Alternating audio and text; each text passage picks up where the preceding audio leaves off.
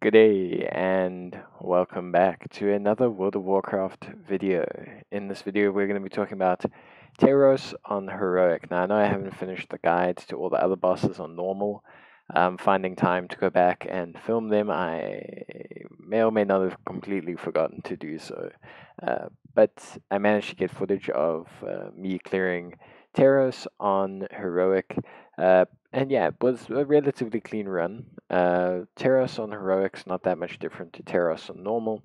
If you've watched my Terros on normal guide, which I'll leave in the top right hand corner, pretty much of what I say there is honestly much the same.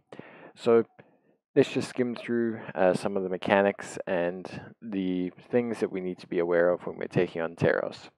So Terros is pretty straightforward, like I said, very much similar to what he was before. This mechanic here, you will see 2 or 3 DPS that will be hit with these little arrows. These DPS need to not stand in the huddle, but just on the outskirts of the circle, preferably directly behind, where you can kind of see my mouse hovering. Everyone else can stand in the middle here. These will spawn spikes that everyone is going to have. There you go, you can see spikes formed here and on the sides where the 2 DPS that had the markers were standing. Once the spikes have spawned, the tanks will take turn destroying the spikes. So if you see there, after the spikes spawned, there we go, you will see that a tank will be targeted with a direct line attack. You can see that here on the floor, it's this line. Tanks, you want to aim this so that you hit at least half of the spikes, and your alternative tank can take the rest of the spikes. DPS, avoid this, basically. This will then fall, tanks will then taunt in, and then the other tank can take over, and obviously have their spikes removed. Shattering Impact is a move you just want to dodge in general. There's nothing too crazy to it. Avoid it. Now, what's different on Heroic comparatively to normal is things will fall from the roof of the cavern. So you can see here, all of these little markers drop. They're completely randomized. There's no way to control them. And when they fall, they're going to lay a little kind of flooring that's going to do damage to you. So avoid standing on that floor. It does make things a little bit difficult, but generally speaking, it's fine. What you then need to do is obviously when you are stacking for your next wave of spikes, which you can see will start developing in about 5 seconds or so.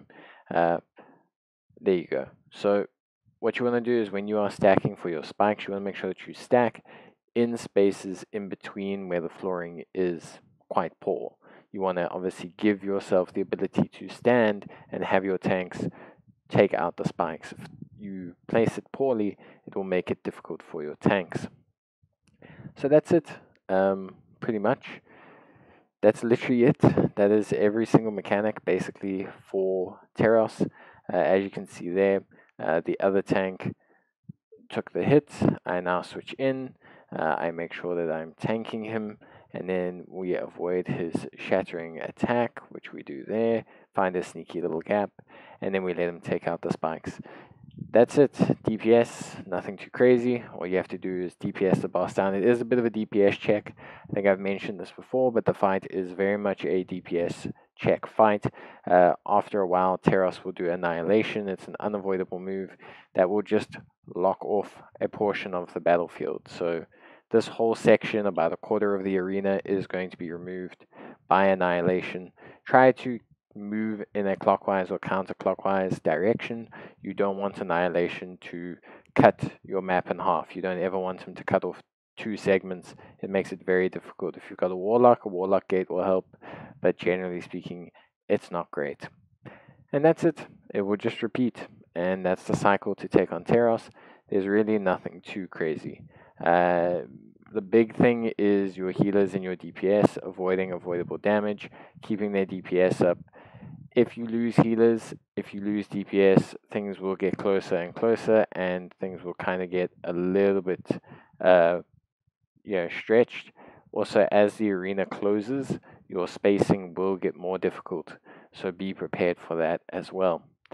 But that is basically it for Terros. Honestly speaking, he is a DPS check first and foremost. So if you don't have the DPS, you won't beat him. But you won't beat him even if you have the DPS if you don't follow the mechanics. But that's it. That's pretty much everything covered.